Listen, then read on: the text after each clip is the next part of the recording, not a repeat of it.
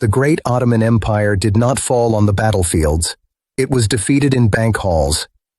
In 1881, in the Ottoman state, the taxes paid by the population, from tobacco tax to fish tax, from salt tax to stamp duty, 30% of revenues began to be collected not in Istanbul, but in the hands of major shareholding banks in London and Paris.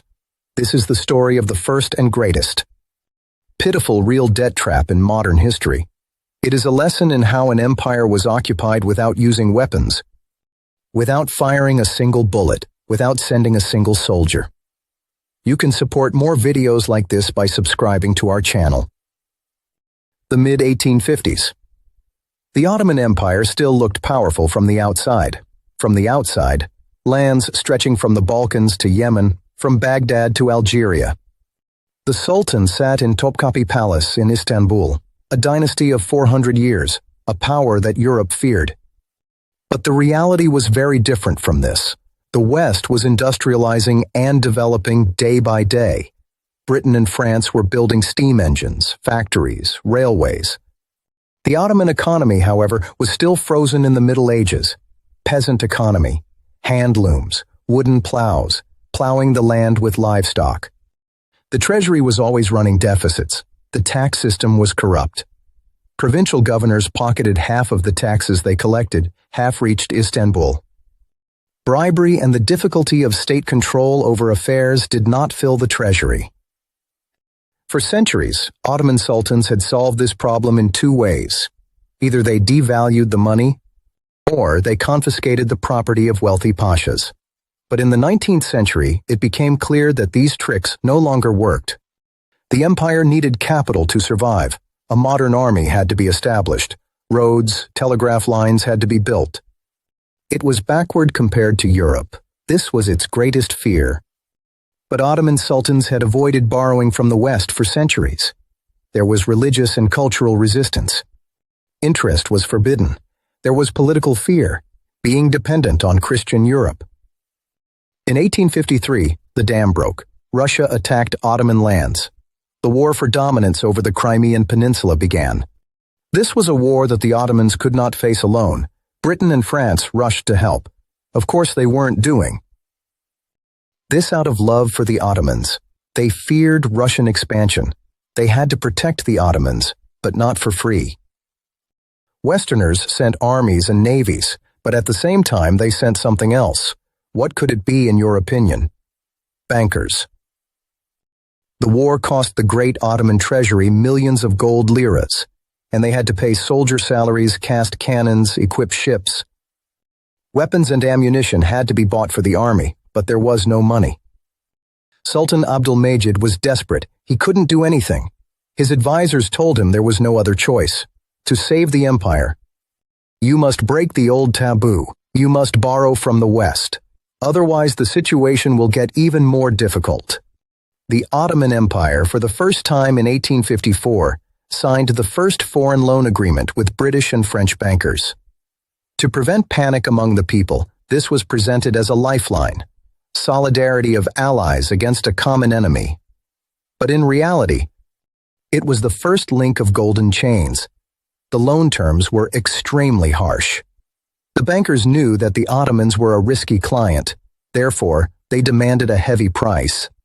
The issue price was set at 80%. That is, when the Sultan signed a 100 lira loan note, only 80 liras reached his hand. Banks took the 20 liras in between as commission and risk premium, but the Ottomans would pay interest on the full 100 liras.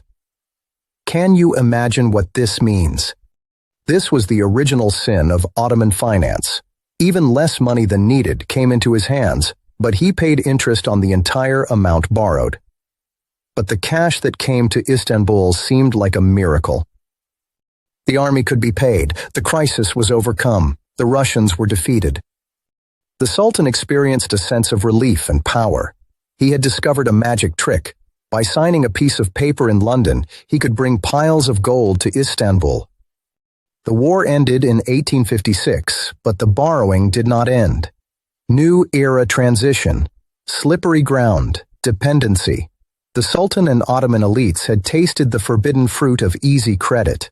They immediately became addicted. They saw it as a painkiller that removes the problem in the shortest time. The Ottoman sultans looked at the bright boulevards of Paris and London, the marble opera houses, and felt a deep sense of inferiority. Why shouldn't our state be like this? They wanted Istanbul to look like a modern European capital too. They wanted to prove to the world that they were not the sick man of Europe, but a civilized and wealthy power. So they started spending. But they did not spend the borrowed money on things that brought income like factories, irrigation systems, education. They spent it for prestige and for show. The greatest proof that still preserves its magnificence, Dolmabahce Palace. Sultan Abdulaziz decided that the 400-year-old Topkapi Palace was too old, too Asian. He wanted a palace to rival Versailles. A palace to make Queen Victoria jealous. Dolmabahce Palace was built with amazing splendor. 14 tons of gold leaf were used. It houses the world's largest crystal chandelier. This was a gift from the British Queen. The stairs are made of baccarat crystal. The carpets are silk. The walls are covered with Italian marble. No one asked what condition the people were in. A breathtakingly beautiful building, but at the same time, a tombstone, built entirely with borrowed money. While the peasants of Anatolia struggled to make a living from dry land with wooden plows, the Sultan imported crystal from Bohemia, gold from France, to decorate a house he couldn't pay for. The value of the palace was 5 million Ottoman gold liras. This was equal to a quarter of the empire's total annual tax revenue. To pay for this, the Sultan went back to the bankers in 1855, then in 1858, then in 1860. Paying debt with debt, there was no other way anyway. The bankers in London and Paris gladly gave loans each time. No one would turn away such a customer. They made fortunes from commissions and high interest rates. They knew the empire was in difficulty. But they thought Britain and France would never let the Ottomans sink. It was geographically very important. This is the concept of moral hazard. Bankers took risks because they believed governments would save them. By the 1860s, the Ottoman financial situation had turned into a classic Ponzi scheme. The empire could not generate enough tax revenue to pay the interest on old loans. Therefore, it had to take new loans, just to pay the interest on previous loans. It could be compared to this, digging one hole to fill another hole. Debt payments began to eat up the available treasury, the budget. In 1860, the empire allocated perhaps 15% of its revenue to debt payments. By 1870, this figure exceeded 50%. Think about what this number means. Take a 2-minute break for yourself. Half of every lira collected from a fisherman in Greece or a farmer in Syria immediately left the country, going to a bondholder in London. The state was being conquered from within. The funds allocated to the army were used for personal interests and paying debt interest. No money for the navy, no money for schools, no money for infrastructure. To keep the system going, the government had to additionally turn to a local finance group known as the Galata bankers. These were mainly Greek and Armenian families living in the Galata district. They treated the state like a loan shark. When the treasury dried up until the next big European loan arrived, the Grand Vizier would go to the Galata bankers and borrow money at short-term interest rates of 18%, 20%, even higher. It was financial suicide. The peak of the crisis, bankruptcy. The turning point came in 1873. A financial panic started in Vienna, and the world economy faced a crisis.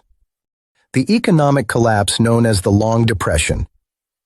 Global capital dried up. European banks struggling with their own liquidity crisis stopped lending. And no one was able to lend to the Ottomans who could previously easily get money from banks. As if these weren't enough, at exactly the same time, nature turned against the Ottomans. In 1873 and 1874, a devastating drought hit the heart of Anatolia. For months without rain, waters without rain burned the crops to ashes. Sheep died. The peasants, the tax base of the empire, faced famine. Famine gripped the country. Tax-collecting officials went to villages, demanded payment, and found nothing but dust and corpses. The revenue stream collapsed, but debt payments remained constant. The people didn't even have a penny to pay the money the Ottoman Empire's debt trap. In 1875, Grand Vizier Mahmud Nedim Pasha saw that the treasury was empty. A huge payment was due to European bondholders in October, but there was no money. On October 6, 1875, for the first time the Ramazan decree was published. In the decree, it was written that debt payments were reduced by half. This was a moratorium, essentially bankruptcy. The Ottoman Empire went bankrupt. After this, millions of investors in Europe who had lent to the Ottomans saw their savings disappear overnight. The diplomatic support of Britain and France evaporated. Following this, in 1877, Russia declared war. The Ottoman-Russian War was a disaster. It forced the Ottomans to sign a humiliating peace with Russia and had to pay more than 800 million francs in war reparations. The total debt was now more than the value of the economy. In 1881, European bankers, Wadiaichu, realized the Ottomans could not pay the debt came to Istanbul. The Düyun-u Umumiye Administration was established. Düyun represented the banks of countries like Britain, France, Germany. The empire's most valuable revenue sources were given under their control: silk, salt, fishing, tobacco taxes. These were collected by employees of these foreign companies. Only from Europe, this organization hired 5,000 tax-collecting officials. They spread from Macedonia to Syria and collected the people's wealth. The fishermen's earnings went to London, the silk farmers' earnings to Paris, the salt tax to Berlin.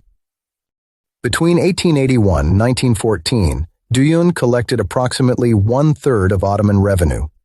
1 out of every 3 coins of the economy went abroad. The empire could not invest in education, industry, infrastructure.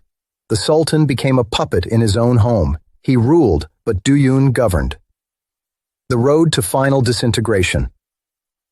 In 1914, the Ottomans joined Germany in hopes of canceling their debts. The day they declared war, they marched on the Düyun Center, stopped payments. But the gamble failed. In 1923, in the Treaty of Lausanne, Ataturk agreed that the new Turkey would pay the debts of the dead empire. The last payment of the Ottoman debt was made on May 25, 1954. It took 100 years to correct the mistake. The lesson.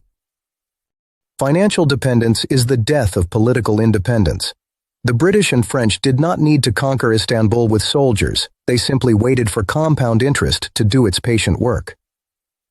The most effective way to destroy an empire is not to attack it, but to lend it money it cannot repay.